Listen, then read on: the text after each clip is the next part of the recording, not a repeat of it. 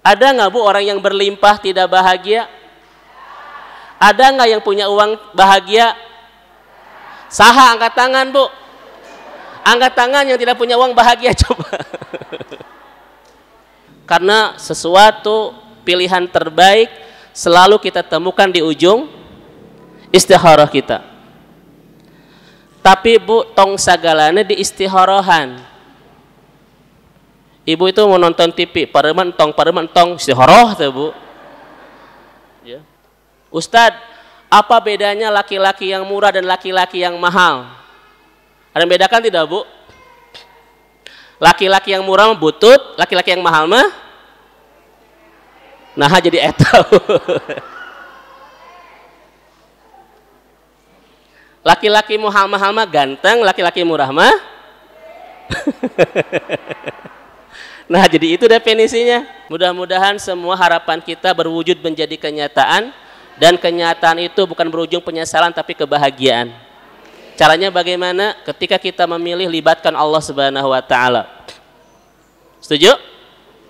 Dan kenapa penyesalan itu selalu di akhir? Karena kalau di awal namanya pendaftaran. Kemana Ustaz Dedi? Nah jadi ngebahas eta hari Ibu. A'udzu billahi minasyaitonir rajim. Bismillahirrahmanirrahim. Assalamualaikum warahmatullahi wabarakatuh. Alhamdulillahirabbil alamin. Alhamdulillahilladzi bi ni'matihi tatimmu shalihat. Wa asyhadu an la ilaha illallah wahdahu la syarikalah. Wa asyhadu anna Muhammadan abduhu wa rasuluh al-mab'utsu rahmatan lil alamin. Allahumma iftah lana qulubana wa alhimna rusdana wahdina ila siratikal mustaqim.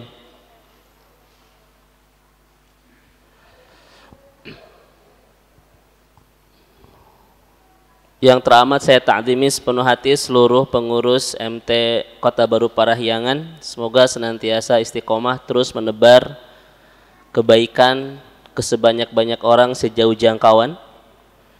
Mudah-mudahan MT ini menjadi safinatun Nuh, bahtera Nabi Nuh, yang bisa membawa orang sebanyak-banyak mungkin untuk sampai ke pintu surga insyaallah. Juga ada Ustaz Dedi dan Bapak. Mudah-mudahan semuanya sehat, baik, berkah selalu ya. Ibu-ibu ya Allah rahmati dan Allah berkahi. Puji dan syukur hanya milik Rabb kita Allah yang senantiasa selalu dan terus-menerus menghunjam indahkan di kedalaman hati kita nikmatnya iman, lezatnya hidayah, dan menakjubkannya hidup di jalan-jalan kebaikan, sehingga kita terus bisa mengubah setiap nikmat sekecil apapun dalam hidup kita menjadi samudra syukur dan semesta bahagia tiada berbatas. Bisa mengubah setiap anugerah yang tercurah, bahkan terus menderas tiada henti dalam hidup kita, menjadi bulir-bulir terbaik, terindah.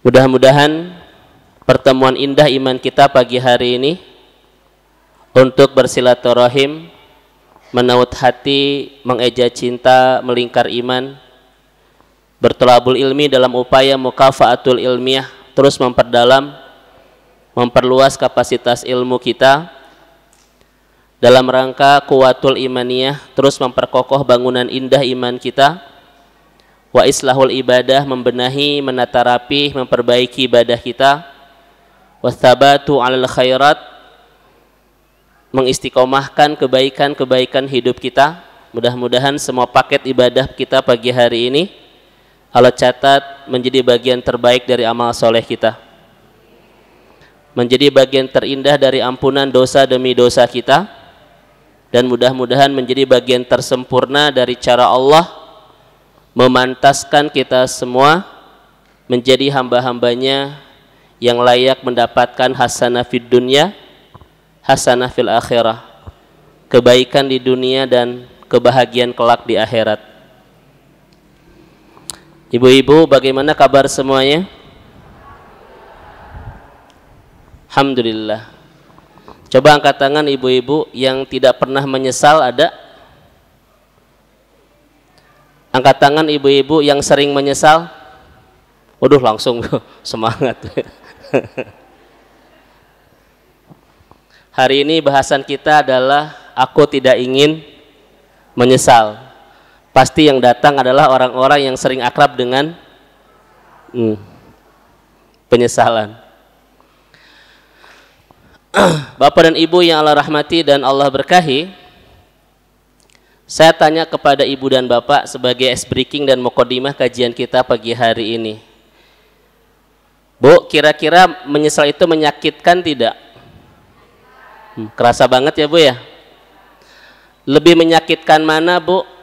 Penyesalan atau keinginan yang tidak jadi harapan? Menyesal menyakitkan tidak? Harapan yang tidak jadi kenyataan menyakitkan tidak? Ibu dua-duanya sering? Menibaraget jawabannya Bu ya. Penyesalan al-alam menyakitkan. Harapan yang tidak jadi kenyataan pun menyakitkan. Dari dua hal yang menyakitkan ini, mana yang paling menyakitkan? Angkat tangan Bu, penyesalan yang paling menyakitkan. Ibu-ibu lancar ya Pak? Angkat tangan Bu yang harapan tidak jadi kenyataan. Satu ya, Masya Allah. Berarti memang banyak harapan yang belum jadi kenyataan ya Teh. Mudah-mudahan setelah kajian ini Allah wujudkan.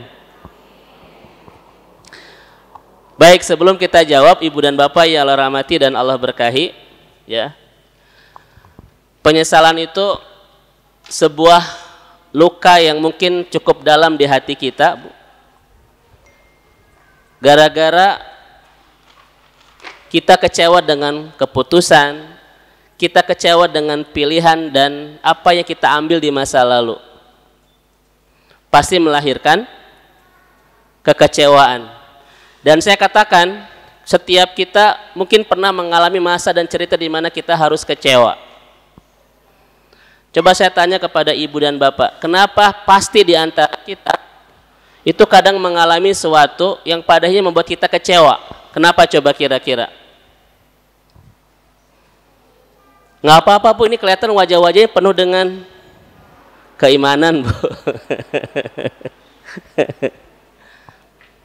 Karena Allah mengatakan dalam Al-Quran kan, manusia itu tercipta dalam keadaan lemah ya.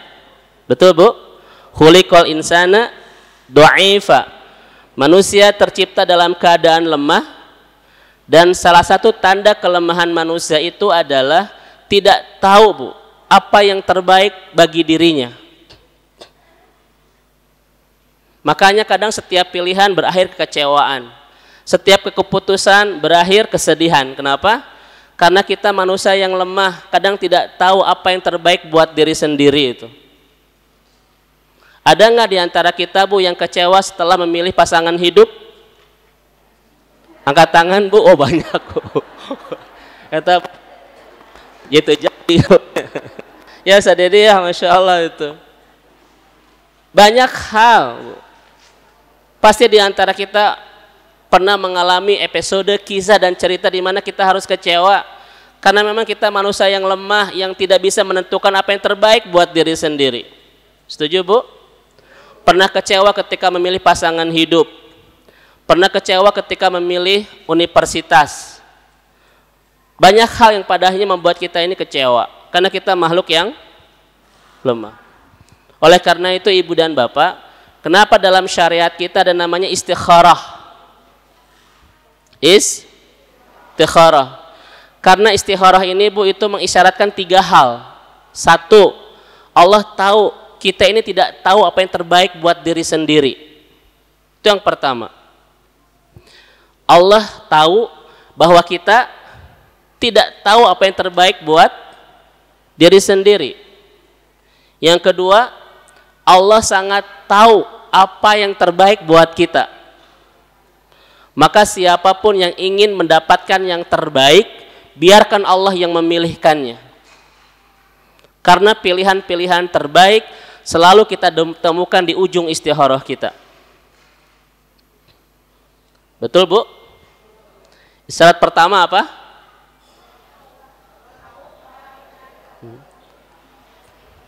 Kita tidak tahu apa yang terbaik buat diri sendiri. Makanya kadang sering kecewa ketika kita memilih. Ya, Sadede ya. Sering bersedih ketika kita sudah memutuskan. Isyarat yang kedua apa? Allah Maha tahu apa yang terbaik buat kita. Allah Maha tahu apa yang kita tidak tahu, makanya jangan sok. Nah itu, Bu. Maka siapapun yang sering memilih dan memutuskan tanpa melibatkan Allah, potensi kecewanya besar. Mulailah ibu dan bapak membangun seni mudah melibatkan Allah dalam setiap pilihan dan keputusan hidup kita. Kalau kita yakin Allah Maha tahu yang terbaik buat kita, maka siapapun yang ingin mendapatkan keputusan dan pilihan terbaik di kehidupannya, biarkan Allah yang memilihkannya, libatkan Allah dalam pemilihan itu. Karena sesuatu pilihan terbaik selalu kita temukan di ujung istikharah kita. Tapi Bu, tong sagalana di istikharohan. Ibu itu mau nonton TV, pareman tong istikharah tuh, Bu. Ya. Tidak semuanya, sesuatu yang memang urgen lah ya, sesuatu yang betul-betul prinsipil buat kehidupan. Ibu kan ngelewat tukang bakso, Bu, ya, jajan entong. Bu di jalan istikharah geura.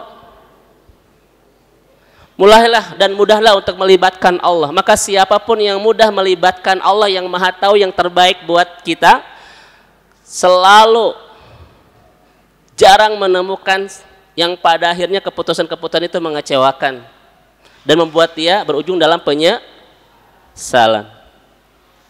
Tapi segalanya jangan di istikharahkan. Bangun jam 3 pagi, bingung ya, Bu ya? Tahajud, tidur. Istikharah tuh, Bu. Kata suami, "Ibu kenapa istikharah?" "Pak, Ibu bingung ini tahajud atau tidur, tapi Allah belum berikan jawabannya, Bu." Istikharah ente, tidur ente, teteh.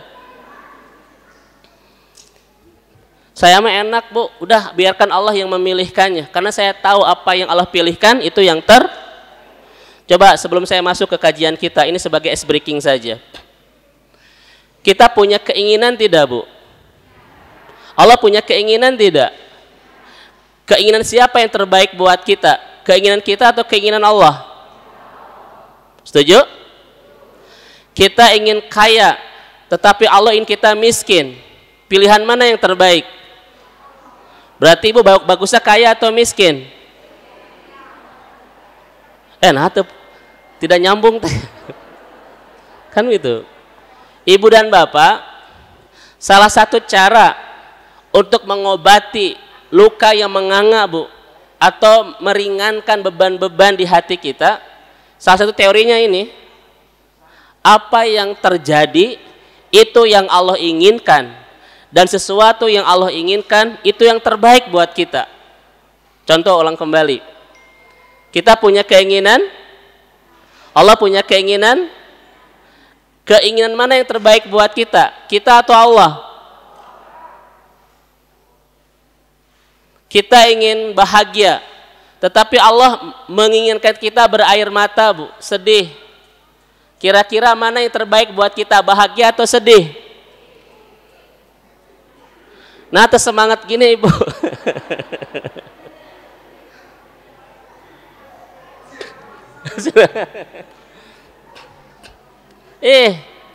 Saya kemarin sampaikan di Masjid TSM, karena kemarin saya kajian di sana, Bapak Ibu sekalian. Allah itu yang menitipkan kebahagiaan, dan Allah tuh yang menitipkan air mata. Dua-duanya titipan Allah, Bu. Betul? Maka sebagai hamba Allah harus mudah dititipi air mata, sebagaimana mudah dititipi kebahagiaan. Karena dua-duanya milik. Ada masa di mana kita harus bahagia, ada masa di mana kita punya kisah dan episode kita harus berair mata. Tapi dua-duanya adalah titipan Allah. Ada enggak ibu dan bapak orang yang sulit dititipi air mata? Ada enggak? Ada enggak, Bu? Angkat tangan di desa. Kalau ada orang yang mudah dititipi bahagia, tapi sulit dititipi air mata, itu bukan hamba Allah, itu hamba kebahagiaan. Dah hamba Allah, apapun yang Allah titipkan, kita mudah menerimanya. Setuju nggak, Bu? Dua-duanya titipan dari Allah, bukan punya kita. Annahu huwa adhaka wa abka. Allah yang punya bahagia, Allah yang punya air mata. Dan kisah ini akan Allah titipkan di hidup kita, Bu, silih berganti. Angkat tangan di sini, Bu, yang sedang dititipi air mata, coba. 1, 2, 3. Wah, asa banyak wajahnya. Kita harus mudah dititipi air mata sebagaimana kita mudah dititipi bahagia. Dua-duanya titipan Allah. Kalau ada di antara kita yang begitu mudah dititipi kebahagiaan, tapi sulit dititipi dengan air mata, kita hamba siapa? Hamba Allah atau hamba kebahagiaan?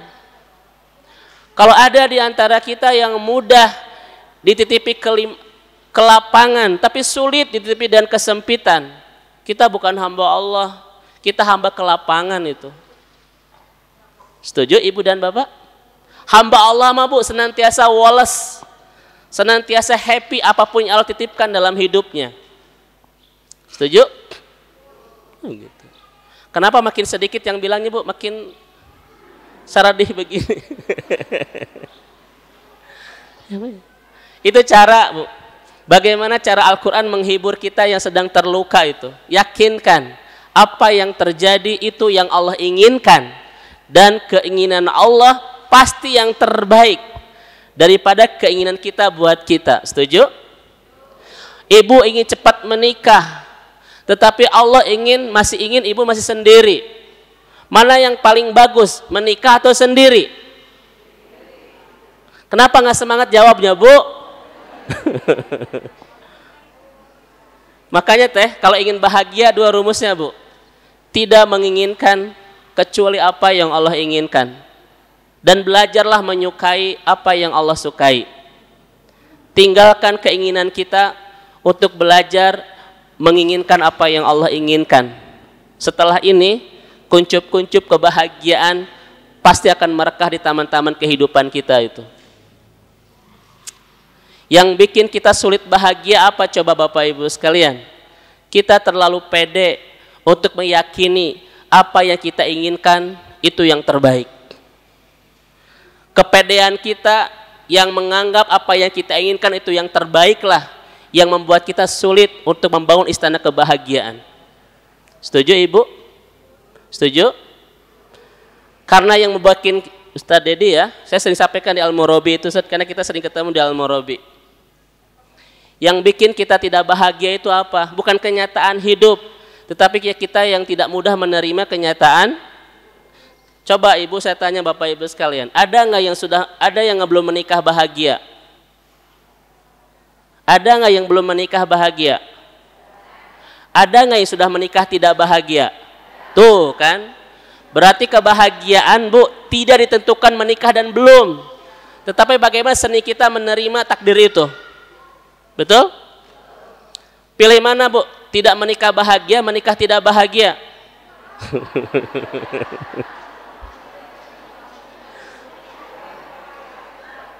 Punten ya Teh Tita, saya bikin dulu banyak merenung ya.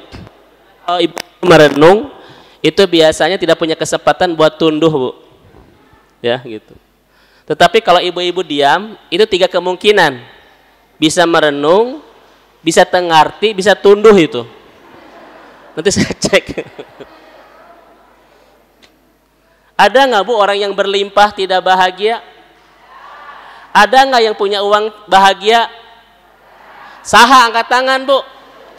Angkat tangan yang tidak punya uang bahagia, coba. Ada, Bu. Karena kebahagiaan demi Allah tidak ditentukan oleh keberlimpahan, tetapi bagaimana kita membangun seni hati yang indah untuk menerima segala kenyataan, Bu. Itu yang bikin kita bahagia. Ada nggak yang punya mobil mewah tidak bahagia? Punya. Ada nggak yang tidak punya mobil bahagia? Tuh kelihatan, Bu. Bukan itu, hati. Makanya saya sering sampaikan di kajian-kajian kita itu, tidak ada yang paling mahal di kehidupan kita kecuali hati kita, Bu.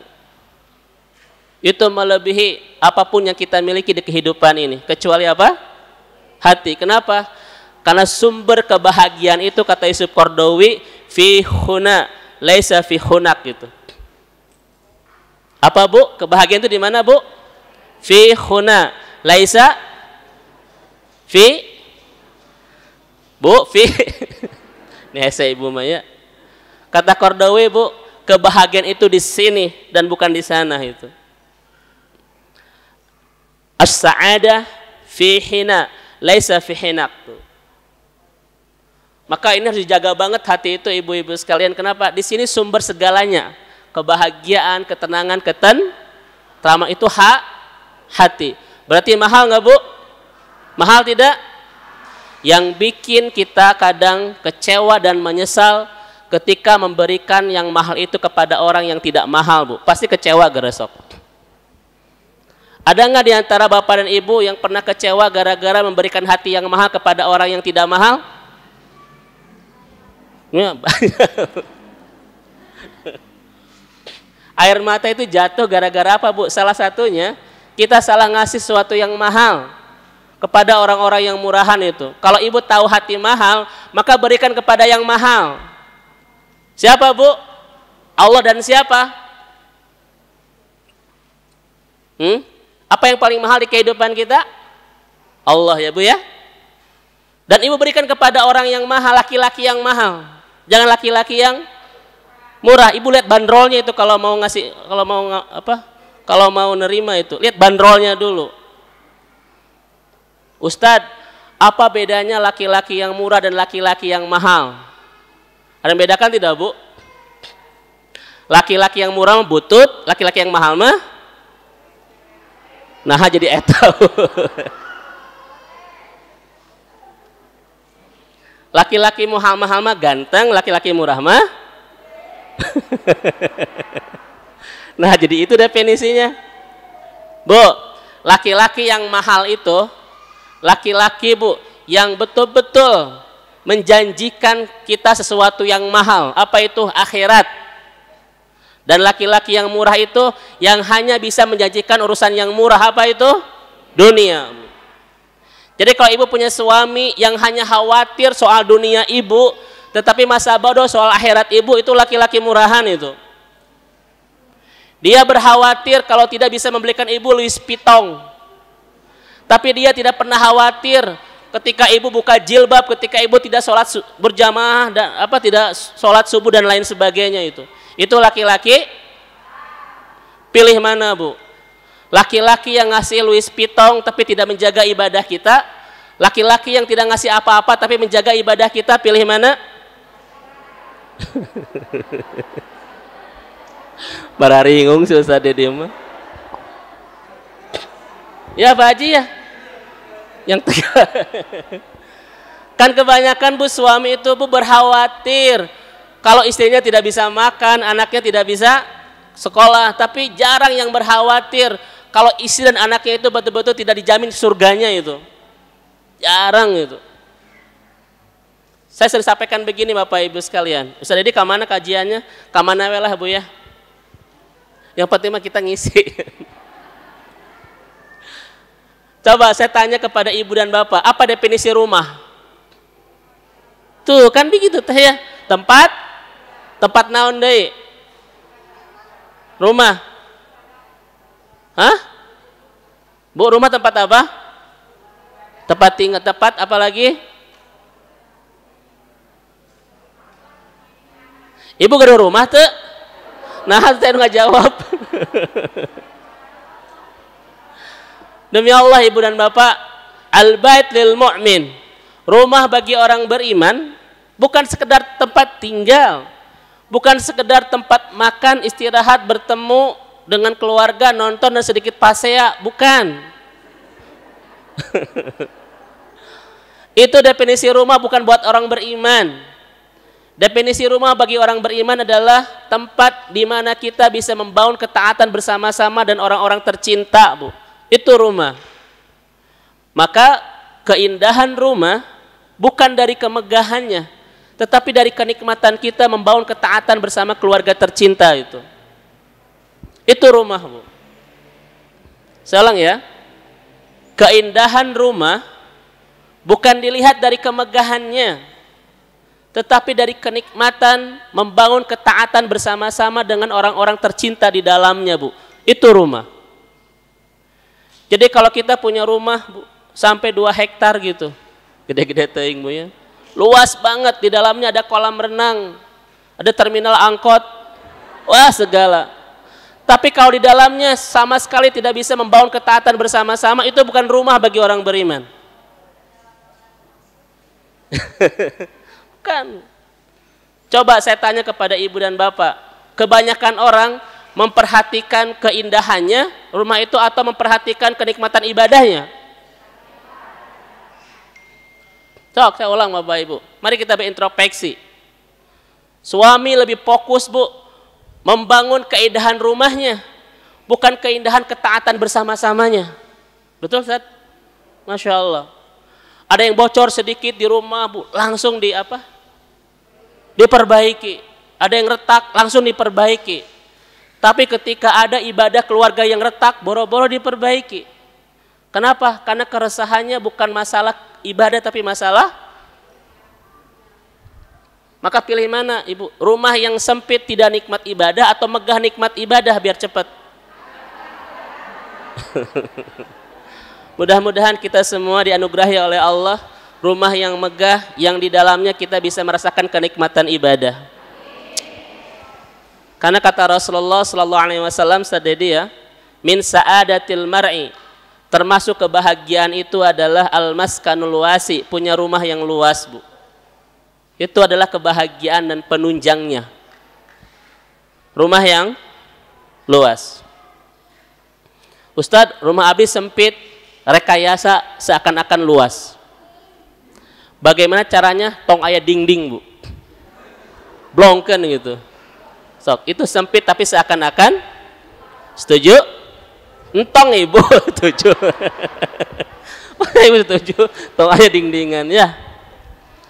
Baik, Ibu dan Bapak yang Allah rahmati dan Allah berkahi. Apa kata ulama? An-nazam afqalu wa 'allamu minal khaybah. Rasa menyesal dengan apa yang sudah terjadi itu lebih perih, Bu, dan lukanya lebih dalam daripada harapan yang tidak berwujud menjadi kenyataan. An-nadam afqalu wa 'allamu minal khaybah. Rasa menyesal dengan apa yang sudah terjadi itu lebih dalam, Bu, lebih menyakitkan dan lebih berat kita rasa daripada harapan yang tak berwujud menjadi kenyataan. Makanya Ibu dan Bapak, sebelum kita memilih, memutuskan dan mengambil sebuah sikap, maka betul-betul libatkan Allah agar semua pilihan, keputusan dan pengambilan sikap itu tidak membawa kita kepada perih yang begitu dalam yang disebut dengan penyesalan, Bu. Saya banyak keinginan, Bu, tetapi tidak berwujud. Memang sedih, tetapi tidak akan sesakit ketika kita sudah mendapatkan dan memutuskan kemudian kita menyesal. Betul enggak? Maka pilih mana, Bu? Banyak keinginan yang tidak terwujud atau banyak yang terwujud yang padanya kita menyesal? Pilih mana? Atau Ibu nggak ngerti dan pertanyaannya? Dari apa? Pilih mana, Bu? Banyak keinginan yang tidak terwujud atau banyak yang terwujud tapi padanya kita menyesal? Pilih mana yang paling ringan? Tong dua-duanya tuh, Bu. Ya. Mudah-mudahan semua harapan kita berwujud menjadi kenyataan dan kenyataan itu bukan berujung penyesalan tapi kebahagiaan. Caranya bagaimana? Ketika kita memilih, libatkan Allah Subhanahu wa taala. Setuju? Dan kenapa penyesalan itu selalu di akhir? Karena kalau di awal namanya pendaftaran. Kemana Ustaz Dedi? Nah jadi nggak bahas eta hari ibu. Oke ya.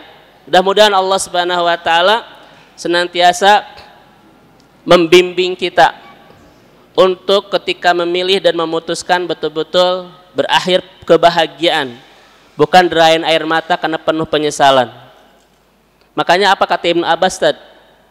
Lil hasanah diaan fil wajhi wan nuran fi qalbi. Itu kata Ibnu Abbas. Ulangi Bu bahasa Arabnya. Ulangi. Ayo ulangi Bu. Lil hasanah wa inna ilaihi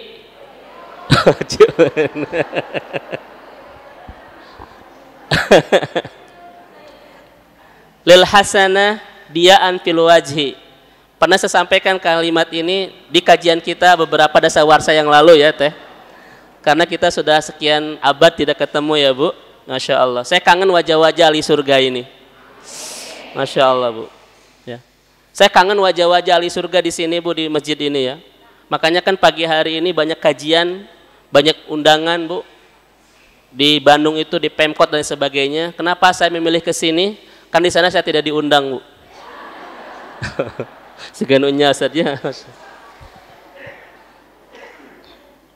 Mudah-mudahan Allah Subhanahu wa taala segera angkat wabah ini karena kita rindu dengan segala keindahan-keindahan ketika kita membangun ketaatan bersama-sama ya Bu ya. Melingkar iman seperti ini, Masya Allah.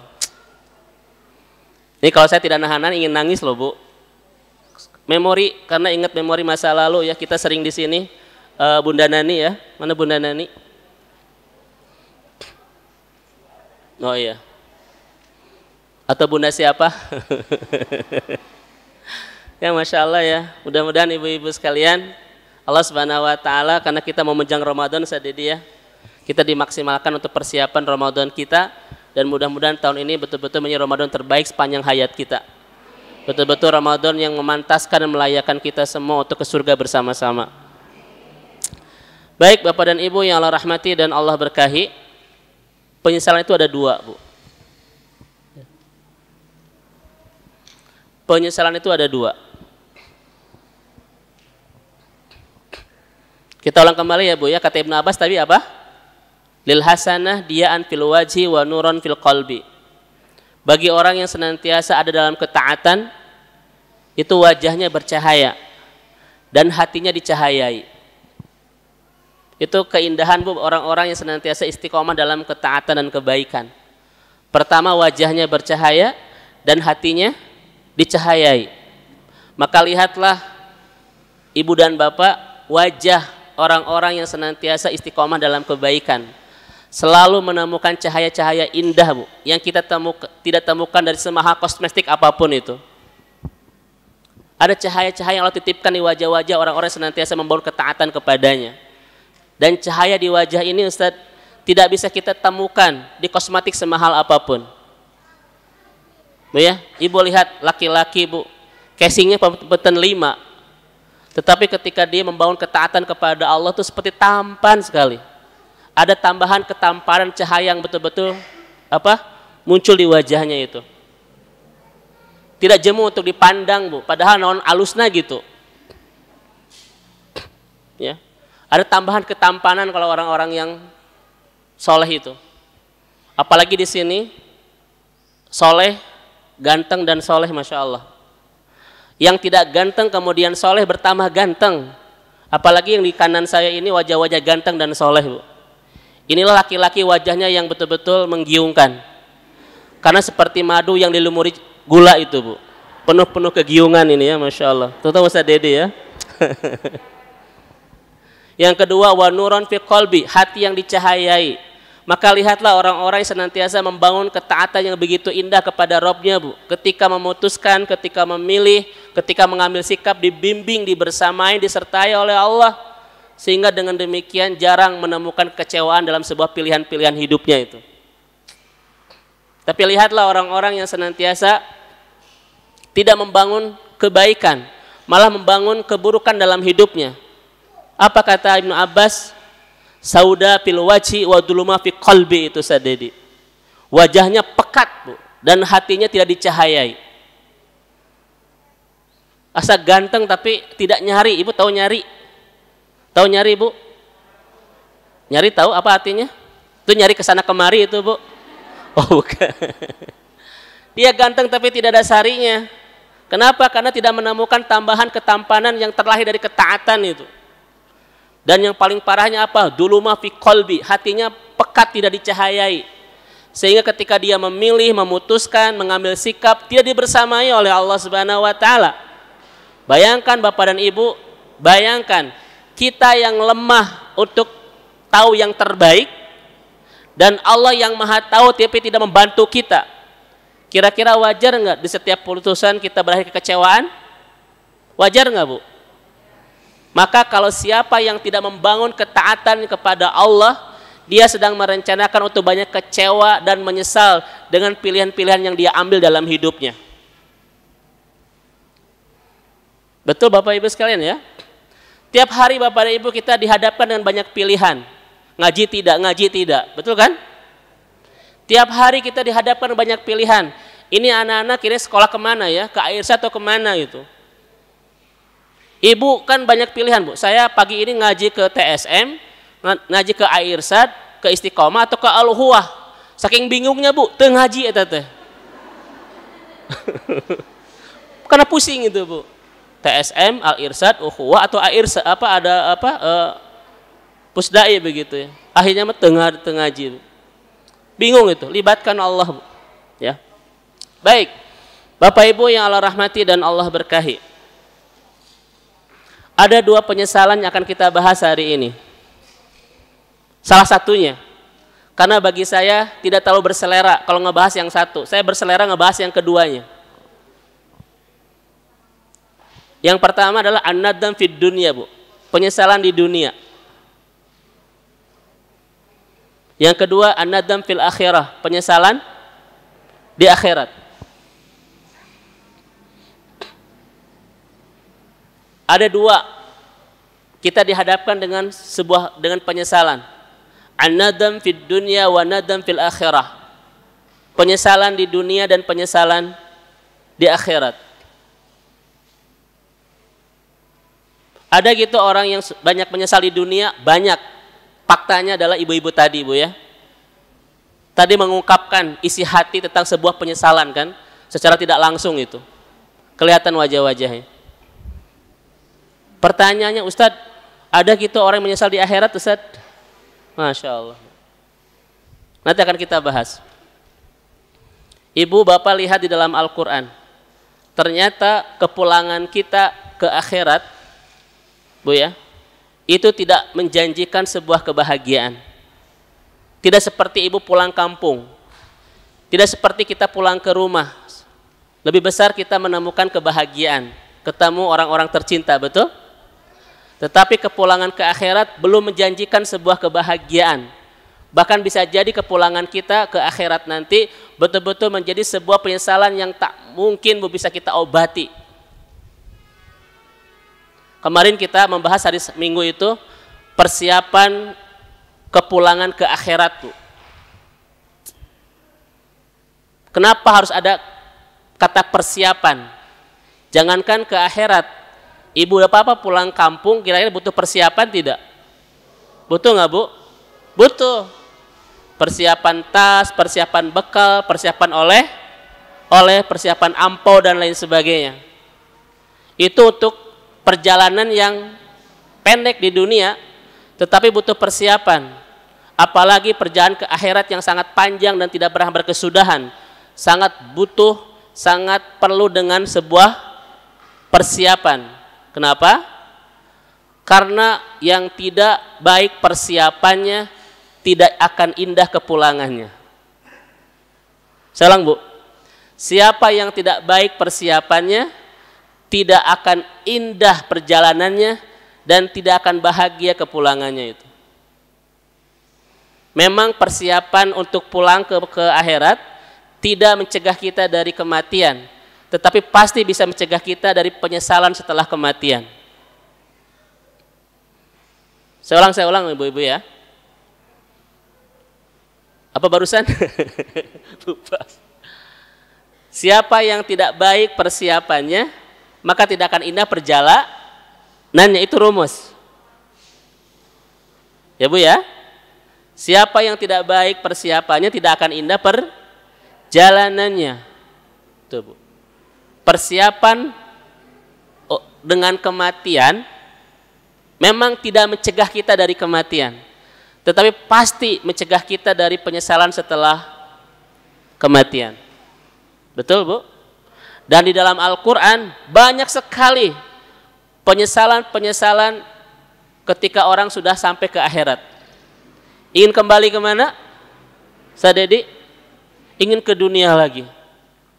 Bahkan ada yang ingin dijadikan tanah, nggak usah dibangkitkan lagi itu. Na'udzubillahi min dalik. Pertanyaan saya kepada ibu dan bapak, mana yang lebih membuat kita menderita? Penyesalan di dunia, penyesalan di akhirat? Mana yang lebih mengerikan Bu? Di dunia atau di akhirat? Kenapa teh?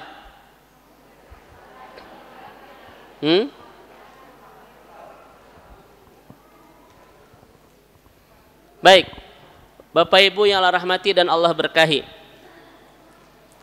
Penyesalan di dunia juga sangat menyakitkan ya Bu ya. Dia lebih sakit daripada harapan yang tidak jadi kenyataan. Apalagi kalau kita nanti menyesalnya di akhirat Bu. Itu lebih menyakitkan daripada penyesalan di dunia. Kenapa? Alasannya kata ulama, an-nadam fid dunya al-ibarah fil hayah. Apa artinya? Shadaqallahul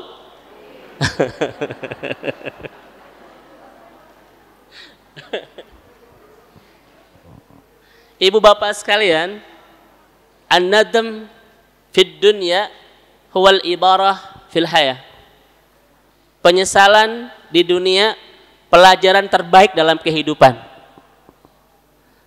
Setelah penyesalan, kita punya energi Bu untuk memperbaiki segalanya.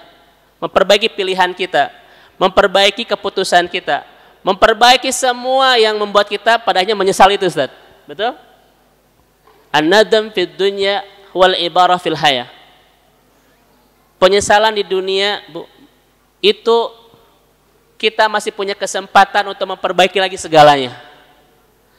Ketika ada di antara kita yang menyesal ketika memilih pasangan dan pada akhirnya rumah tangga itu harus karam di samudra kehidupan sebelum sampai ke pantai harapan Bu. Tetapi setelah itu dia akan lebih hati-hati lagi nggak ketika memilih pasangan? Selalu ada kesempatan untuk mempelajar, selalu ada kesempatan untuk memperbaiki, selalu ada kesempatan untuk lebih lagi hati-hati ketika kita sudah menyesal di dunia, betul? Bahkan kata ulama apa ibu dan bapak sekalian? An-nadham fid dunya tahdi ila sa'adah. Penyesalan di dunia bisa membawa kita kepada kebahagiaan. Kenapa? Karena ketika sudah menyesal, kita banyak melakukan perbaikan. Setuju? Sementara an-nadam fil akhirah la faidata laha. Menyesal di akhirat Bu, itu tidak ada artinya, tidak bermanfaat sama sekali. Kenapa para ulama mengatakan menyesal di akhirat tidak bermanfaat? Karena kita tidak punya kesempatan lagi untuk memperbaiki segalanya. Betul Ustaz ya? Masya Allah. Jadi kira-kira penyesalan mana yang penting kita bahas hari ini? Saya ulang Bu. An-nadam fid dunya al-ibarah fil hayah wa nadam fil akhirah la faidata laha. Menyesal di dunia akan jadi energi kita untuk banyak melakukan perbaikan. Tetapi menyesal di akhirat tidak ada manfaatnya karena kita sudah tidak punya kesempatan lagi untuk memperbaiki keadaan. Jadi hari ini saya putuskan kepada Bapak Ibu, mana yang akan kita bahas? Al-nadam fil dunya wa nadam fil akhirah. Oke. Kenapa pilih itu, Bu? Karena di dunia kita sudah sangat expert dengan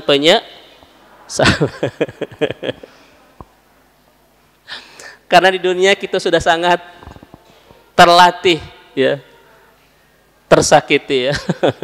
Naudzubillah. Baik, mohon izin kepada para pengurus, hari ini saya ngebahasnya tidak penyesalan secara umum, ya, tetapi penyesalan yang kedua ini. Bapak Ibu sekalian, lihat kalimat saya, Bu, Pak. Kita tidak tahu apa yang terbaik buat kita di dunia, ya.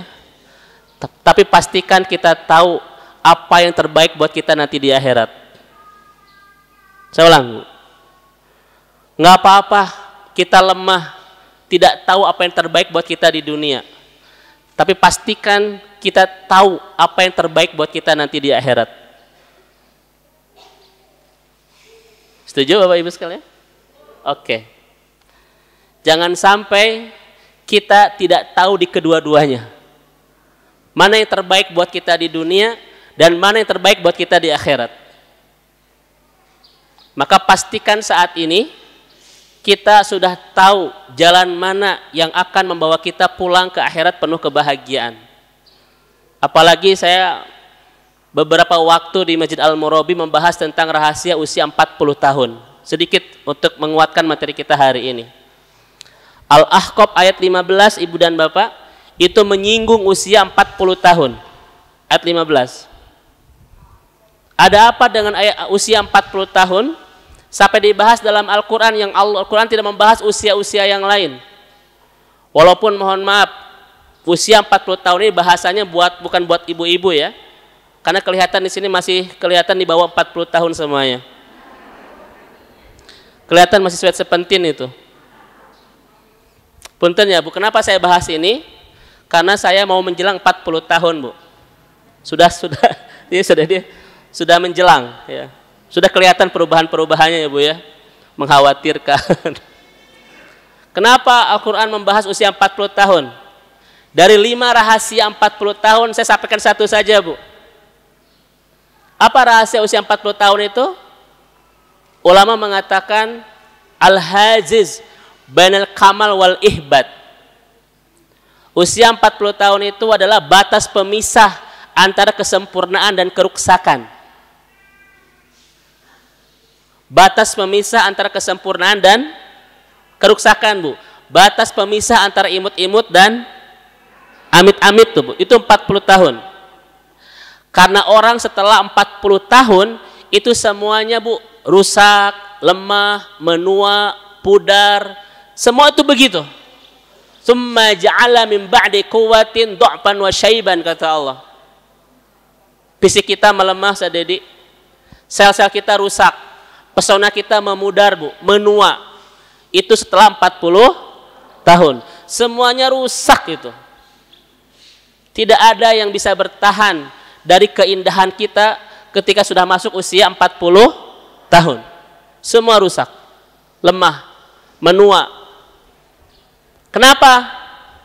Kenapa Allah ciptakan kita setelah 40 tahun ini menua, merusak, melemah? Tidak seperti batu tetap begitu. Apalagi emas makin berkilau. Dua isyaratnya, Ustaz. Kenapa Allah ciptakan kita setelah 40 tahun ini lemah, rusak, dan lain sebagainya? Satu, itu cara Allah mencintai kita agar kita sudah saatnya berhenti dari kemaksiatan.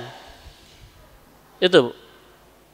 Ada banyak orang yang berhenti kemaksiatannya ketika badannya merasa sudah lemah, usia sudah sepuh, sudah terkuat lagi, dan sudah pudar pesonanya itu. Ah, Ustadz tos isin, ayah kan Ustadz, ya? Isin Ustadz tos sepuh, ayah tuh, Pak? Banyak. Tos tekiat deui Ustadz, ada Ustadz? Itu gara-gara melemah, Bu. Itu ternyata tanda cinta Allah kepada kita loh, agar kita berhenti dari kemaksiatan. Karena kalau kita tetap kuat, Ustadz Dedi, tetap indah pesona kita, tetap prima, mungkin kita tidak punya momentum untuk berhenti dari kemaksiatan. Betul nggak? Sok ibu-ibu, bapak-bapak, kita renungkan, ada nggak kemaksiatan sudah kita tinggalkan gara-gara faktor usia? Sudah banyak, Bu? Ada. Saya nggak yakin, Bu, ibu-ibu usia 70 tahun masih masih kongko di dago sampai jam 2 pagi, mual Bu. Masih hangout jam 2 di pagi, mual Bu. Sampai jam 2 mal mungkin. Pasti sampai subuh itu. Saya nggak yakin ibu-ibu sudah 70 tahun masih ke diskotik Bu ya. Nggak yakin Bu. Itu cara Allah mencintai kita loh. Ketika kita merasa khawatir menua, justru itu tanda Allah mencintai kita agar kita berhenti dari kemaksiatan loh. Betul nggak Bu? Ada nggak di antara kita yang mengkhawatirkan dengan penuaan? Ada nggak Bu? Ada. Padahal itu tanda Allah mencintai kita agar kita berhenti dari maksiatan loh. Makanya saya Bu makin menua itu makin bahagia. Kenapa? Karena Allah jaga saya untuk terhindar dari itu. Saya nggak yakin ibu-ibu tuh Bu masih usia 70 tahun, 60 tahun tuh Bu masih karaokean gitu Bu. Nyanyi naon coba Bu, 80 tahun karaoke nyanyi naon. Saya nggak yakin Garuda Pancasila, nggak yakin. Ya coba. Masya Allah.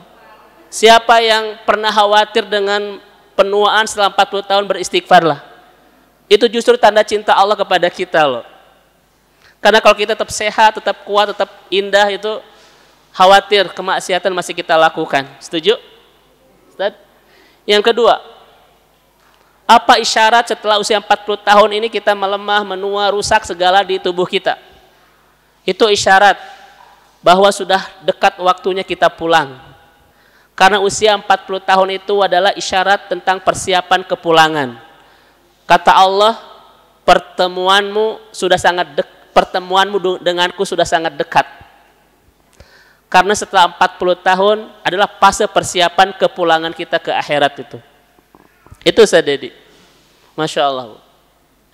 Maka siapapun yang sudah masuk 40 tahun ke atas harus sudah tahu jalan mana yang akan membawa dia ke surga. Gak boleh ada di antara kita yang masih bingung. Tidak boleh ada di antara kita yang masih belum tahu jalan mana yang bisa membawa saya pulang ke surga kalau sudah usia 40. Kenapa? Waktu sudah tidak banyak, pilihan sudah sedikit, Bu.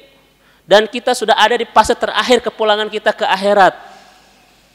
Mudah-mudahan pertemuan kita di masjid ini, insya Allah istiqomah Bunda Nani ya, setiap hari Teh Tita, setiap hari Rabu ini adalah jalan terbaik kita untuk bisa pulang bersama-sama ke surga, Bu.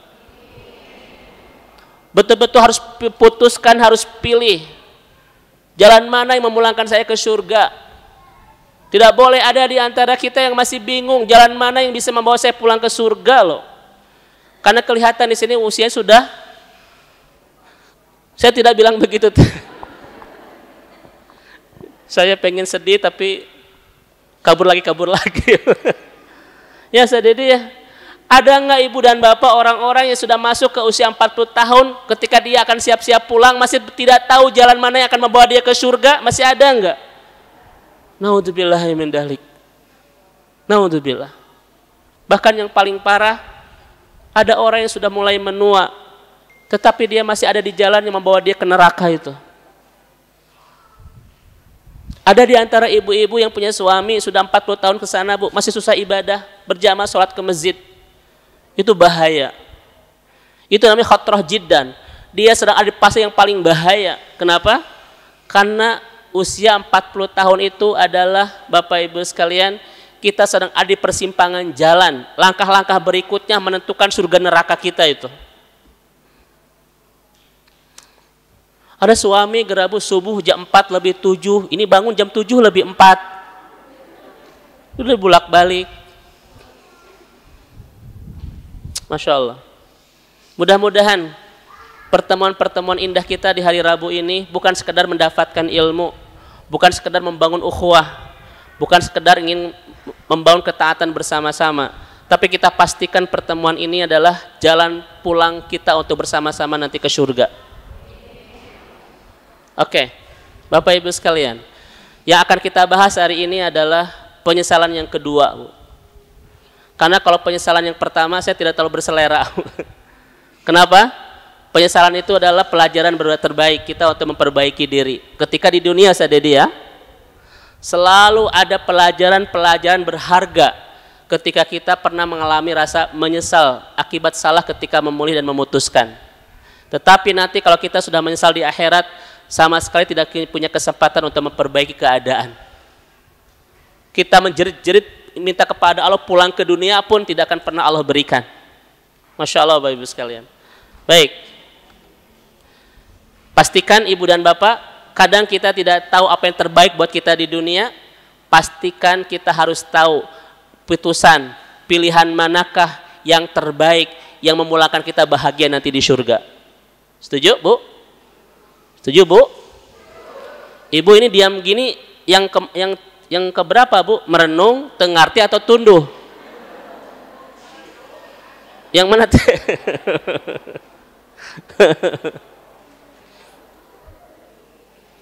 Oke. Ibu dan bapak yang Allah rahmati dan Allah berkahi. Ada 3 hal yang pasti membuat kita nanti menyesal di akhirat. Saya sampaikan dulu ini, agar kita terhindar dari 3 hal ini. Ada berapa Bu? Yang membuat kita menyesal di akhirat ada 3. Pastikan 3 hal ini sudah kita diagnosa dari awal agar kita betul-betul bisa menghindarinya. Karena kalau 3 hal ini ada di kehidupan kita saat ini, kita sedang merencanakan sebuah kehidupan yang penuh penyesalan tak berkesudahan nanti di akhirat. Naudzubillahi min dzalik. Yang pertama adalah la yafham hakikatud dunya, tidak memahami hakikat kehidupan dunia. Ini yang pertama. Tidak memahami hakikat kehidupan dunia.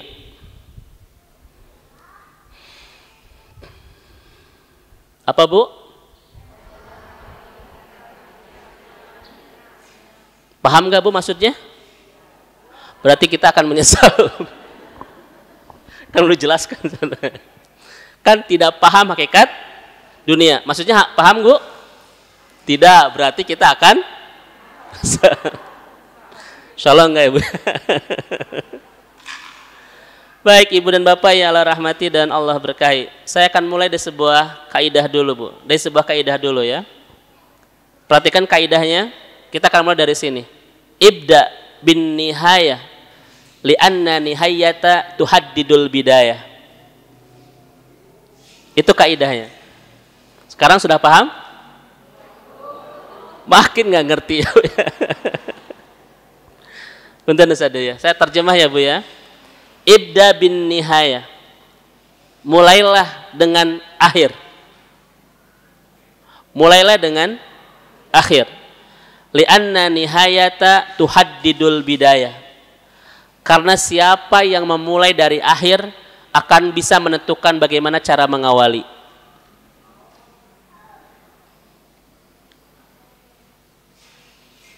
Sok tulis dulu Bu, nggak apa-apa. Nanti kita jelaskan. Udah Bu ditulis?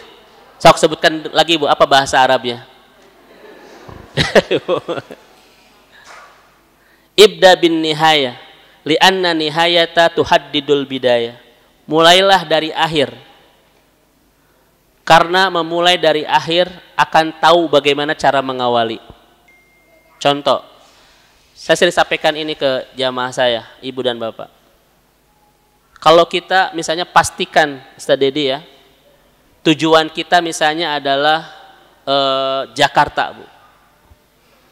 Kita di rumah sudah menentukan, saya akan ke Jakarta.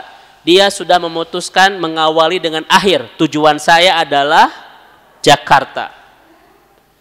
Kemudian kita ke terminal Cicahem atau ke terminal Lewi Panjang.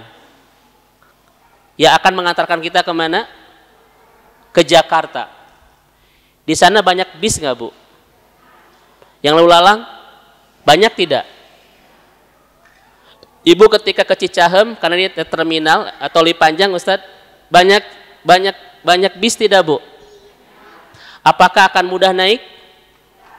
Kenapa tidak mudah naik? Karena kita sudah menentukan tujuan akhir kita adalah Ada Bu bis yang sangat indah sekali yang membawa kita ke Garut, naik gak? Ada bis gratis malah Bu yang membawa kita misalnya ke rumah ke Kota Baru Parahyangan, naik gak Bu? Kenapa tidak naik Pak? Itu indah-indah loh. Karena dia tidak membawa kita ke ujung tujuan kita loh. Seindah apapun bis yang lalu lalang di terminal itu, senyaman apapun di dalamnya, ya Bu ya, semurah apapun tiketnya bahkan gratis, Ibu tidak akan pernah naik. Karena kita sudah menentukan tujuan akhir kita adalah Jakarta. Ada bis yang membawa kita ke Garut Bu. Bisnya itu bagus pisan. Di dalamnya ada kolam renang Bu. Ada pantai, wah segala itu. Juga ada tontonan gratis, layangan pegat itu Bu.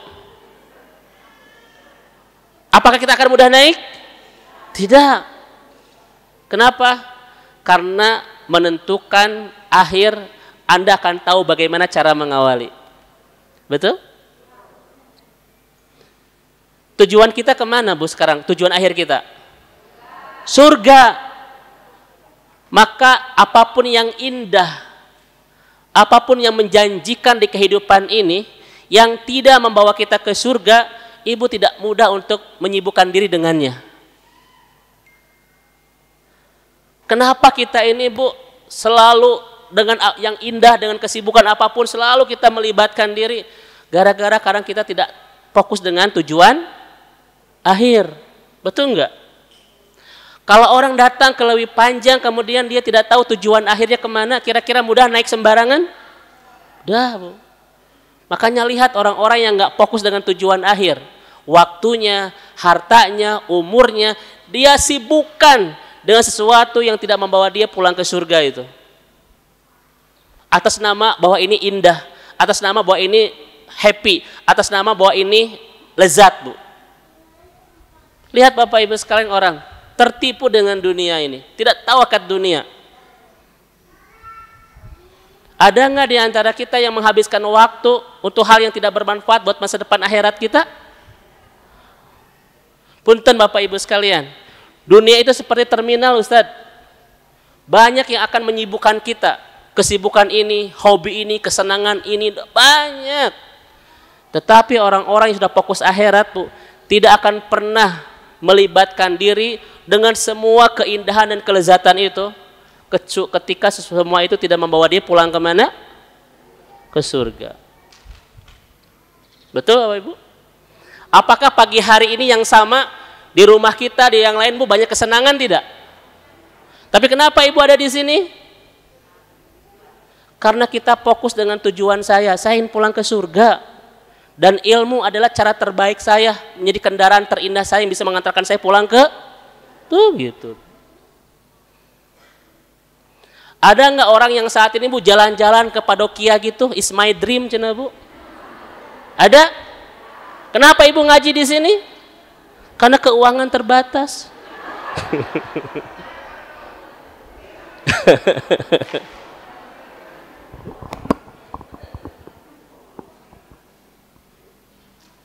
Karena kita sudah tahu tujuan kita Bu. Banyak kesenangan, banyak hobi, banyak aktivitas yang bisa menjanjikan kelezatan. Tetapi kita tidak akan mudah untuk membersamai itu semua ketika semua itu tidak meyakinkan kita bisa membawa kita pulang surga. Sok saya tanya Ibu dan Bapak, kalau orang sudah tahu tujuan akhirnya adalah surga, ketika milih pasangan Bu, sembarangan tidak? Saya nggak yakin Bu, dia memilih yang ganteng, dia memilih yang kaya. Kalau kegantengan dan kekayaan ini justru tidak menjanjikan dia surga itu. Betul nggak Bu? Pilih yang mana Bu? Pilih yang ganteng yang tidak menjanjikan surga atau yang ganteng yang menjanjikan surga biar cepat. Ibu hawak wae. Ini itu dunia Bu. Karena kita tidak paham dengan hakikat dunia ini, menjebak kita. Sehingga kita tidak fokus dengan tujuan akhir kita, betul? Masya Allah. Apa kata ulama? Bapak Ibu lihat kalimat saya. Ad-dunya mata'ul gurur wal akhiratu darul khaibah. Dunia itu dunia itu sedikit tapi menjebak. akhirat itu banyak tapi daya ingat kitanya sedikit. Punten jawab dengan jujur. Sehari 24 jam. Mana yang menyibukkan pikiran kita, dunia atau akhirat? Tuh kan gitu, Bu. 24 jam dalam sehari. Kegelisahan dan kebahagiaan hati kita sering diobok-obok dunia atau urusan akhirat. Tuh kan begitu, Bu. Karena kita tidak tahu hakikat dunia. Kita kejebak, Bu. Contoh ini, setuju nggak kalimat ini Bapak Ibu sekalian? Kita punya waktu untuk mengurus akhirat kita dari sisa kesibukan dunia kita. Angkat tangan kalau setuju. Kita punya waktu mengurus akhirat kita dari sisa kesibukan dunia kita. Angkat tangan yang setuju, Bu. Nggak apa-apa, ada nggak akan apa diusir. Bapak Ibu setuju kita fokus mengurus akhirat kita setelah kita punya sisa waktu kesibukan dunia kita? Tuh, berarti kita udah terjebak Bapak Ibu sekalian. Siapa yang punya waktu ngaji, siapa yang punya waktu ngurus agamanya setelah punya sisa kesibukan dunianya, Al-Quran mengatakan ittakhadhu dunahum lahwan wal iba. Dia sedang memperbaikan agamanya. Ibu paham nggak, Bu? Saya ulang kembali ya, saya ulang kembali. Kenapa, Bu? Dengan saya mah harus fokus, nggak boleh gagal fokus. Nantinya nggak paham dan gagal paham. Kalau kita nggak fokus, pasti Ibu nanti nggak paham. Apalagi gagal fokus, nanti pasti gagal paham. Ada nggak jamaah itu yang nggak fokus? Ada, Bu. Memang dia tuh ngaji tapi gimana sih, Bu? Ada yang gagal fokus? Ada. Yang dia perhatikan bukan kata-kata saya, tapi bentuk saya. Nah, usah itu bulet, Bu. Itu gagal fokus loh. Fokus ke apa yang saya katakan, Bu, bukan kepada bentuk saya ini. Memang fokus ke depan gini, Ustaz. Baheula mah beda. Nama jadi bulet, coba jadi apa gitu. Berarti dia gagal. Kalau gagal fokus pasti gagal paham itu. Ya. Kenapa banyak kajian-kajian kita yang tidak jadi hidayah? Bukan karena kita nggak ngaji, kitanya gagal fokus ketika ngaji. Itu, Bu.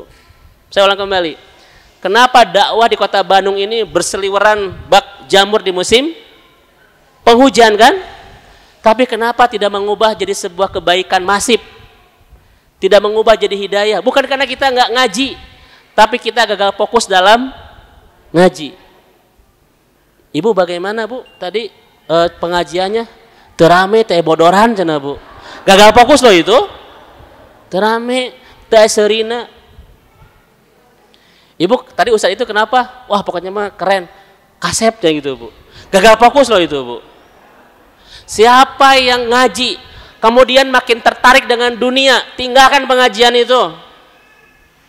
Karena pengajian itu adalah mengubah fokus dari fokus kepada keindahan dunia, berubah ke fokus keindahan akhirat.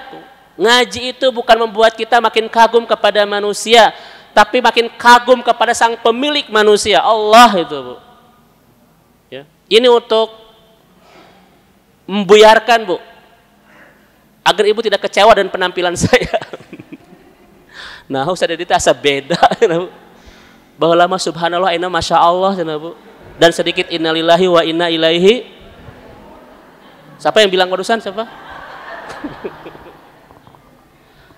Jangan gagal fokus, nanti gagal paham. Sampai mana tadi? Oke, Bu. Kalau ada di antara kita yang bisa ngurus masa depan agama akhirat kita, bisa ngaji, bisa ke masjid, dari sisa kesibukan dunia kita, dia adalah mempermainkan agamanya, Bu. Karena akhirat itu bukan waktu sisa. Apalagi dari sisa dunia loh, coba. Betul, Ustaz? Sekarang saya tanya kepada Bapak dan Ibu, kenapa pagi hari ini bisa ngaji? Kenapa? Ustaz mempengrineh. Ustadz mumpung tidak ada kesibukan. Itu betul nggak alasan itu? Enggak. Kenapa ibu sekarang bisa ngaji? Mumpung anak-anak sekolah. Kalau anak dan suami ada di rumah dan ibu sibuk, tetap bisa ngaji tidak? Tidak. Berarti kita mempermainkan agama kita loh itu, Bu. Sibuk nggak sibuk, lapang nggak lapang, tetap ada di kajian. Itu yang disebut dengan istiqomah. Setuju Bapak Ibu sekalian? Ini permainan agama ibu dan bapak yang Allah rahmati dan Allah berkahi itu. Ya.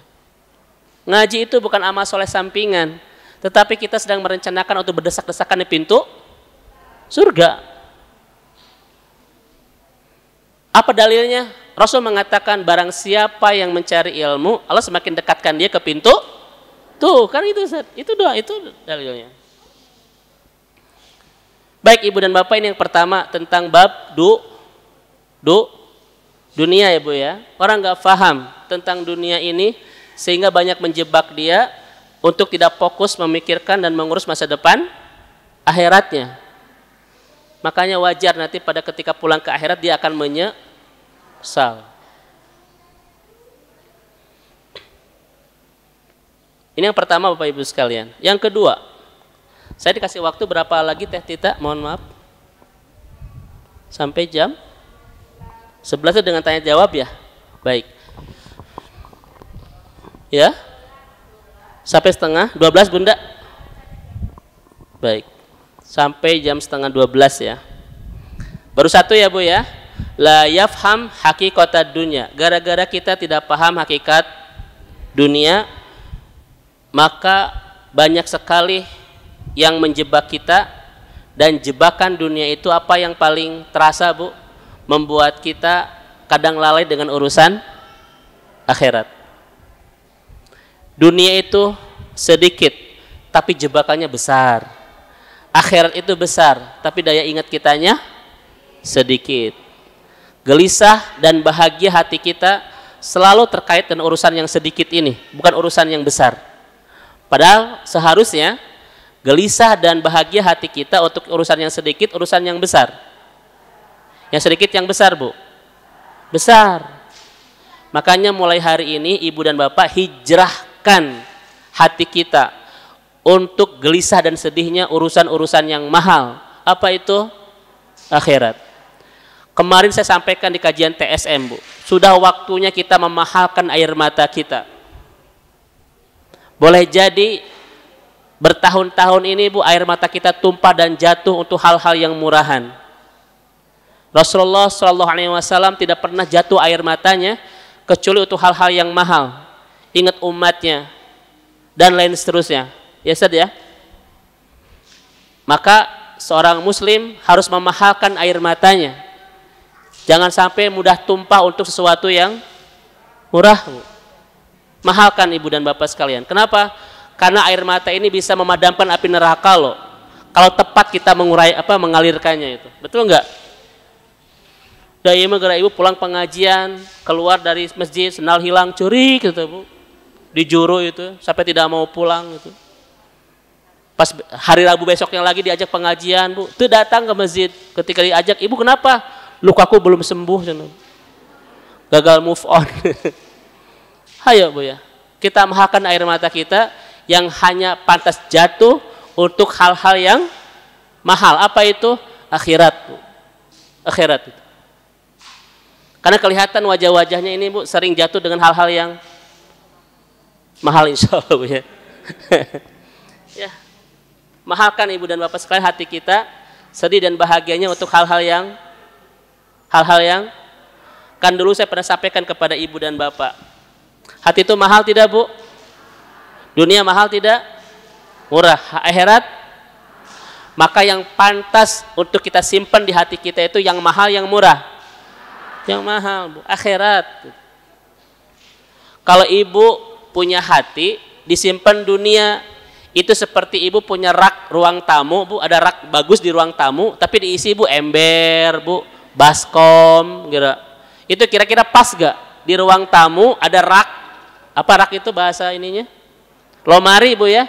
Lemari hias itu di ruang tamu isinya itu Bu ember, jolang, baskom gitu? Pas tidak? Seperti itulah hati yang di dalamnya terlalu penuh urusan dunia. Ayo Bu, akhris fi qalbik. Keluarkan pelan-pelan di hati kita dunia itu dan jangan lepaskan di genggaman kita. Keluarkan di hati kita tapi genggam di tangan kita. Itu dunia ya. Akhris fi qalbik. Pelan-pelan keluarkan di hati kita. Ustadz, bagaimana caranya mengeluarkan dunia itu dari hati kita? Penuhkan hati kita dengan akhirat. Maka dunia pelan-pelan akan keluar. Kenapa? Karena hati itu butuh tautan. Kalau hati yang tidak kuat menaut ke akhirat, pasti akan kuat terkait ke dunia. Maka kuatkan tautan hati kita dengan akhirat, agar dia lemah ketautannya dengan dah dunia mah disimpannya bukan di hati tapi di mana Bu? Di genggaman. Lepaskan di hati kita, genggam di tangan kita. Itu dunia. Saya dulu pernah kasih contoh kepada ibu dan bapak. Kalau saya menyimpan sesuatu di tangan saya, ketika hilang yang sakit apa Bu? Tangan. Kenapa hati tidak sakit? Karena tidak pernah disimpan di hati. Kalau ibu keluar masjid, sendal hilang, yang sakit apa? Hati. Berarti sendal itu simpan di mana? Di hati. Yang elit ibu, ada sendal swallow di hati gerak. Jangan mudah hati ini diobok-obok urusan dunia, ibu dan bapak sekalian. Capek. Baik, ini yang pertama. Sekarang yang kedua, bapak ibu sekalian. Apa yang menyebabkan kita pada akhirnya nanti menyesal di akhirat? Tarkul wajibat ilallah. Kita banyak meninggalkan kewajiban kepada Allah Subhanahu wa taala. Kita tidak menyibukkan hari-hari kita dengan membangun istana ketaatan yang indah kepada Rabb kita, Bu. Siapa yang lelah membangun ketaatan di dunia, maka dia sedang merencanakan kehidupan penuh kebahagiaan nanti di akhirat. Dan siapa yang tidak lelah membangun istana ketaatan di dunia, dia sedang merencanakan banyak penyesalan nanti di akhirat. Itu rumusnya. Ya. Itu apa? Rumusnya. Baik, saya bertanya kepada ibu dan bapak yang Allah rahmati dan Allah berkahi. Kenapa Bu? Para ulama kita mengatakan illatu wujudina fi hadhil hayah at-ta'ah ilallah. Kenapa satu-satunya alasan kita diciptakan di dunia untuk taat kepada Allah? Bu, Pak, kenapa? Apa alasan kita diciptakan di dunia? Untuk beribadah, betul? Untuk taat kepada Allah. Kenapa coba Bu? Apa alasannya? Ini bukan Jumatan, nggak apa-apa dijawab Bu. Enggak. Apa alasan bahwa Allah menciptakan kita cuma satu misinya untuk taat? Artinya tidak ada alasan bagi kita untuk ada di dunia kecuali untuk ibadah, untuk taat. Maka pastikan apapun yang kita miliki semuanya adalah pemudah ketaatan kita kepada Allah. Pasangan kita, harta kita, kesibukan kita, pastikan semua itu adalah pemudah ketaatan, Bu. Karena memang kita tercipta untuk melakukan ketaatan, Bu. Makanya kemarin saya sampaikan, apa itu anugerah, apa itu musibah? Kata Ibnu Qayyim, anugerah itu segala hal yang memudahkan kita dalam ketaatan, dalam ibadah. Apa itu musibah? Sesuatu yang mempersulit kita untuk ibadah. Ibu punya suami yang ganteng, sebulan ratusan juta, tapi bersama dia makin berantakan ibadahnya, itu musibah Bu, bukan anugerah. Sebaliknya ibu punya suami yang memang tidak butut, tapi lebih sulit dibilang ganteng. Gaji sebulan cuma 18 koma, tanggal 18 ibu harus siap-siap koma. Tapi bersama dia Bu, ibadah kita makin indah. Kata Ibnu Qayyim, itulah anugerah. Karena definisi anugerah dan musibah adalah anugerah segala sesuatu yang membuat kita mudah melakukan ketaatan, Dan musibah itu segala hal yang membuat kita makin sulit berbuat ketaatan. Setuju ibu sekalian?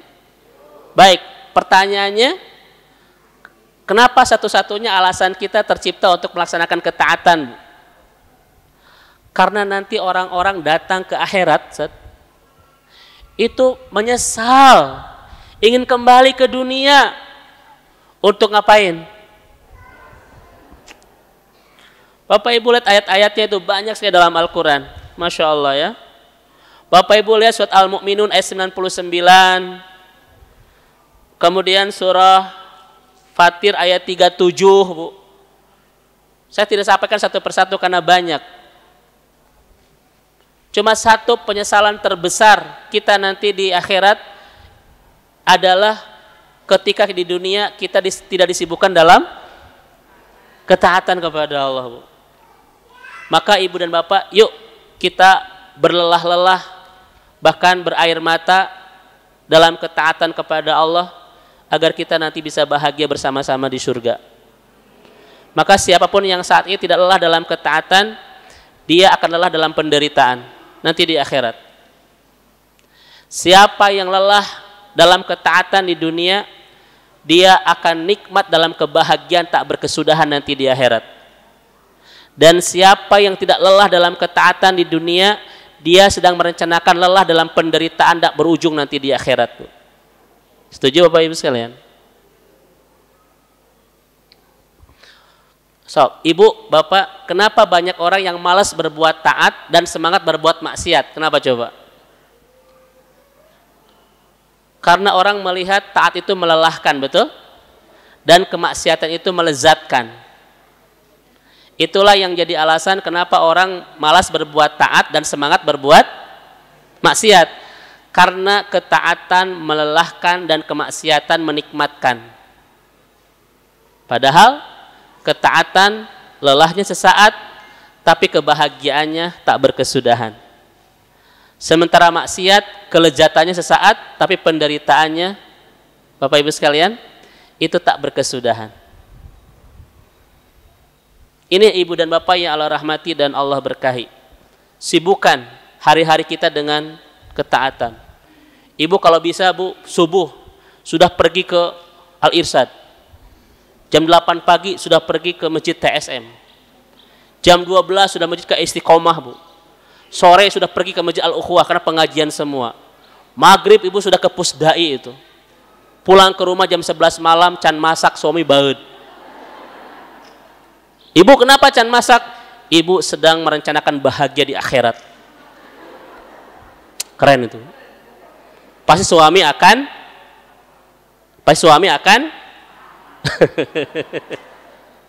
kan luar biasa Ustaz ya. Ibu-ibu di Bandung ini the power emak-emak itu Bu. Subuh sudah ada di masjid ini. Siang sudah ada di masjid ini gitu ya. Kata suaminya itu, ini Bu Toyib cina Bu. Ini ibu dan bapak yang Allah rahmati dan Allah berkahi ya. Punten bapak ibu sekalian. Tolong kalimat saya perhatikan Bu. Kebahagiaan tak berkesudahan nanti di akhirat yang bernama surga tidak bisa kita beli dengan keberlimpahan dan keindahan pesona kita. Kalaulah kebahagiaan akhirat kita bisa dibeli dengan kepesonaan dan keindahan wajah kita, saya yakin ibu-ibu sudah jadi ahli surga semuanya. Saya ulang kembali, kalau kebahagiaan nanti di akhirat bisa kita beli dengan keindahan paras kita, saya yakin bapak-bapak di sini sudah ada ahli surga semuanya. Demikian juga ibu-ibu. Tapi ternyata nanti di akhirat Ustadz, ada seorang perempuan tercantik sejazirah Arab yang disebut dengan Miss Universe. Ibu dari segala kecantikan. Bahasa Arabnya Ummu Jamil. Namanya Arwa, istri dari seorang laki-laki yang sangat terhormat, namanya Abu Jahal. Dia perempuan paling cantik sejazirah Arab ketika itu. Kiblatnya kecantikan bangsa Arab itu adalah Arwa Bu, yang disebut dengan Ummu Jamil. Tetapi ternyata di dalam surat Al-Lahab dia ada di surga atau di neraka? Di surga, di neraka? Di neraka Ustaz. Artinya Bu, la yang fa'u dal jaddi, la yang fa'u dal jaddi kul huwallahu. Atau ibu teno kayak doa ibu loh habis sholat, saya nggak pernah ketinggalan doa ini loh. Allahumma la mani'a lima a'toita wa la mu'tiya lima mana'ta wa la yanfa'u dal jaddi minkal jad. Keberlimpahan dan keindahan dunia kita tidak bermanfaat untuk menebus masa depan akhirat kita tuh Bu. Ini yang sering kita baca dalam sehari-hari. Makanya ibu dan bapak berfokuslah merawat sesuatu yang memberi manfaat kebahagiaan akhirat kita. Jangan menghabiskan waktu untuk merawat sesuatu yang tidak memberi manfaat akhirat kita. Saya tanya ibu-ibu, kalau Rasulullah itu memuji ibu-ibu soal apa biasanya? Ternyata Rasul itu memuji wanita bukan karena kecantikan, tapi dua, karena keimanan dan rasa malu itu. Pertama apa Bu? Yang kedua, rawatlah dua hal ini Bu, yang membuat kita dipuji oleh Rasulullah SAW. Keimanan dan rasa malu. Dan yang paling mudah hilang di manusia akhir zaman adalah rasa malu. Ibu kian tiktokan gitu Bu, gituan. Buat apa sih Bu? Oh di sini mah nggak ada ya, ini mah ahli surga semua. Saya tidak membahas ibu-ibu yang ada di sini loh. Ini mah ibu-ibu yang di luar, yang lagi ngaji ke sini itu Bu. Ini Bapak sekalian. Ternyata akhirat tidak bisa kita beli dengan keberlimpahan kita. Hanya satu loh Bapak Ibu yang akan membeli akhirat, apa itu? Ketaatan kita itu, amal soleh kita. Betul Bapak Ibu sekalian? Masya Allah tuh. Ya. Baik, ini yang keberapa? Yang kedua.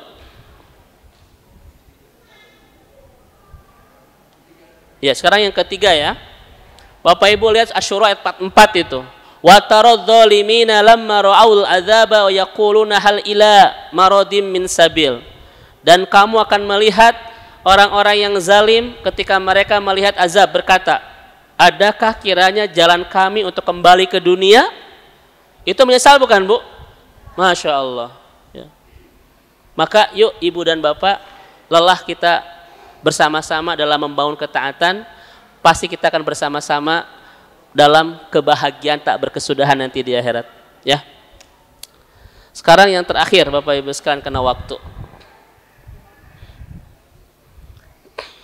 Apa yang paling menyebabkan kita nanti menyesal di akhirat? As-suhbah as-sayyi'ah fid dunya.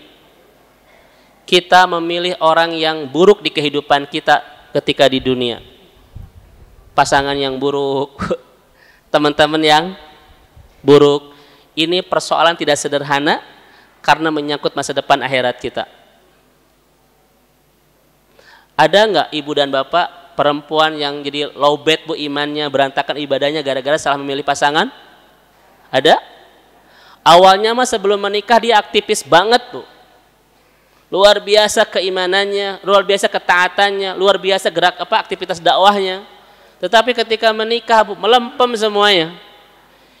Dunia kembali indah di matanya, musik kembali menghiasi telinganya, film-film kembali menyibukkan matanya.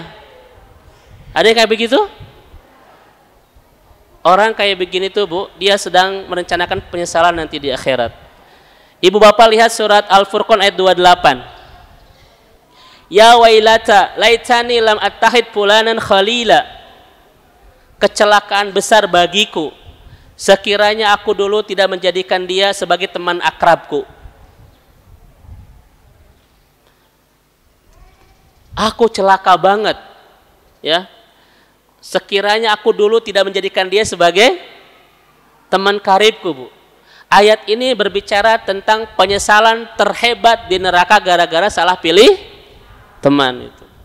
Punten Bapak Ibu sekalian, ini rumusnya Bu, Pak, standar hidup saya, sesuatu yang tidak dalam Al-Quran saya tidak anggap besar, biasa-biasa saja. Tapi kalau sesuatu itu ada dalam Al-Quran, saya akan anggap besar. Kenapa? Karena Al-Quran tidak pernah bercerita kecuali hal-hal yang besar. Ibu menemukan obat jerawat di Al-Quran? Pemutih wajah di Al-Quran, Bu? Obat penyakit disintegrasi, perpecahan antar suku, Ibu pernah lihat di Al-Quran? Rorombehun maksudnya? Tidak, kenapa? Karena Al-Quran tidak pernah membahas hal-hal yang tidak besar. Makanya Bapak Ibu, apa yang besar dan tidak di hati kita, lihatlah di Al-Quran. Kan ada orang begini Bapak Ibu, bagi seseorang dia biasa. Oh iya, enggak. Oh iya ya, diduduk teras ya. Oh iya. Baik, syukran Bunda. Bu, timbangan besar dan kecilnya suatu di hati kita, timbangannya adalah Al-Quran. Ketika tidak ada dalam Al-Quran, diringankan saja, anggap kecil. Tapi kalau sesuatu itu ada di Al-Quran, jangan pernah menganggap kecil, karena Al-Quran tidak pernah membahas hal yang kecil. Setuju Ibu Bapak sekalian? Ya. Ibu misalnya mau beli HP, Bu, Oppo, Vivo, berat gitu, Bu. Ada nggak di Al-Quran, Bu, Oppo, Vivo? Nggak ada, ringan-ringan saja. Yang penting uangnya ada, Bu. Iya, terus saya mikir Vivo, Oppo, Vivo, ditanya uang sabaraha teu aya cenah, Bu. Jangan memberatkan sesuatu yang tidak dianggap berat oleh Al-Quran. Dan jangan pernah meremehkan sesuatu yang tidak diremehkan oleh Al-Quran. Setuju nggak Bapak Ibu sekalian? Kalau pasangan, Bu, harus fokus gak nyarinya? Kenapa? Ada di Al-Quran. Kenapa? Karena menikah itu proyek surga. Betul? Al-haqna bihim dzurriyyatahum.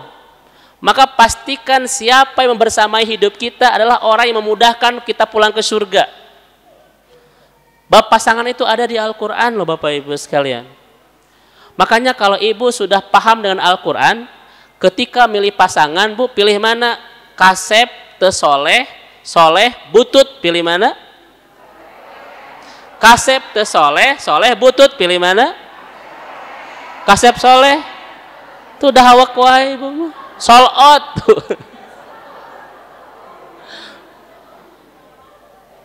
Pilihlah yang kasep tapi tidak soleh. Kenapa?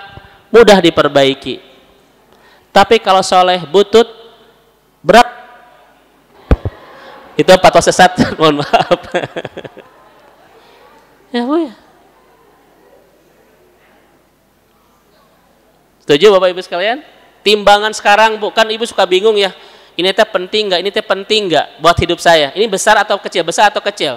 Timbangannya Al-Quran. Ada nggak di Al-Quran? Kalau enggak, anggap sesuatu itu ringan saja. Kalau masalah teman, ada nggak dalam Al-Quran? Ternyata ada, Bu. Makanya teman itu bukan hal yang sederhana, bukan hal yang remeh dan hal yang kecil, menentukan masa depan akhirat kita loh. Kenapa? As-sahib sahibun. Itu rumusnya. Mari kita lihat Bapak Ibu sekalian. Kata-kata siapa barusan itu? Sekiranya aku tidak jadikan dia sebagai teman akrabku, itu kata-kata siapa? Kata Syekh Asy-Sya'bi, Uqbah bin Abil Mu'id, Bu. Itu sahabatan dengan Umayyah bin Khalaf. Uqbah dan Umayyah, Bapak Ibu sekalian, itu temenan, Bu, akrab banget. Saking akrabnya mereka menikah dengan adik kakaan itu. Jadi misalnya ada ahwat, Bu, adik kakak. Kakaknya dinikah oleh Uqbah dan adiknya dinikah oleh Umayyah bin Khalaf. Karena mereka betul-betul membangun kedekatan, Bu, best friend forever, Bu. Sampai-sampai mereka tuh menikah tuh dengan adik kakaan. Tapi apa yang terjadi? Uqbah mulai menemukan hidayah setelah mendengarkan Al-Quran yang dibacakan oleh Rasulullah SAW. Dia mulai, Bu, hatinya disapa hidayah. Tapi dia nggak mau masuk Islam sendirian. Ingin bersama siapa? Temannya bernama siapa tadi? Bernama siapa, Bu? Umayyah itu. Dia ingin masuk Islam tapi nggak mau sendirian. Karena selama ini dia hidup bareng-bareng dengan temannya itu. Saya ingin ngajak Umayyah untuk sama-sama masuk Islam. Tapi ketika ketemu dengan Umayyah, Bu, apa kata Umayyah ini? Wajhi min wajhika haram. Ini kalimatnya, Ustaz. Kata Syekh Asy-Sya'bi, wajhi min wajhika haram. Umayyah tidak mau melihat wajah Uqbah. Dia mengatakan wajhi min wajhika haram. Kalau bahasa kita mah, Bu, you and me. Nah begitu. Ibu ini lancar. Ada bahasa Arab tadi susah. Jadi ternyata, Bu, you and me and itu sudah ada zaman Rasulnya. Ini kalimatnya. Wajhi min wajhika haram. Itu. You and me and. Kan ada, Bu, laki-laki ya sebelum menikahi kita, dia mengatakan you and me until jannah. Setelah menikah dia mengatakan apa? You and me Rabbana atina fid dunya hasanah. Maksudnya itu, you and me, wajhi min wajhika haram. Aku nggak mau lagi lihat wajahmu, haram bagiku. Mulai hati Uqbah ini agak apa namanya? Tadinya mau mengajak, Bu, ya pada dia mulai lagi ada gerhana di hatinya itu. Kenapa kamu tidak mau melihat wajahku? Kamu kan akan masuk agama Nabi Muhammad kan? Kata Umayyah, kata Uqbah, tidak. Aku lebih tahu hatimu daripada kamu ke hatimu. Keren banget itu persahabatannya, Bu. Sampai kata Umayyah itu, aku lebih tahu hatimu loh daripada kamu ke hatimu itu. Maksudnya, aku tahu kamu lah, nggak mungkin kamu jujur pasti bohong gitu. Kan begitu kan? Aku lebih tahu hatimu daripada kata-katamu lah gitu bahasanya. Dan apa yang terjadi setelah itu, Bapak Ibu sekalian? Yang tadinya mau ngajak Umayyah masuk Islam, malah dia mengatakan apa? Kamu mau bukti apa? Kalau saya tidak akan ikut Nabi Muhammad. Naudzubillah. Akhirnya tadi, Bu, Uqbah yang tadinya mau ngajak Umayyah masuk Islam, malah mencari kotoran hewan yang ditimpakan ke pundak Rasulullah, yang Aisyah itu, yang Fatimah mengangkatnya itu. Yang tadinya mau mengikuti agama Nabi Muhammad, jadi nyakiti Nabi Muhammad gara-gara sebuah persahabatan. Inilah kata-kata Uqbah itu di Al-Qur'an. Laitani lam attahid fulanan khalila. Hati-hati Bapak Ibu sekalian dalam memilih siapa yang akan membersamai hidup kita ya. Kenapa? Karena itu sangat menentukan masa depan. Masa depan siapa, Bu? Akhirat kita. Maka kesimpulannya adalah agar kita tidak menyesal nanti di akhirat, Ibu dan Bapak sekalian, tidak ada manusia terbaik di muka bumi ini kecuali satu, orang-orang soleh. Kenapa dia cuma yang terbaik di muka bumi ini? Satu, mengistiqomahkan kita dalam ketaatan di dunia dan akan mencari kita nanti di akhirat ketika dia tidak menemukan kita di surga. Itulah hebatnya orang-orang soleh itu. Satu, mengistiqomahkan kita dalam kebaikan di dunia dan akan mencari kita ketika mereka tidak menemukan kita di mana? Masya Allah itu. Ya.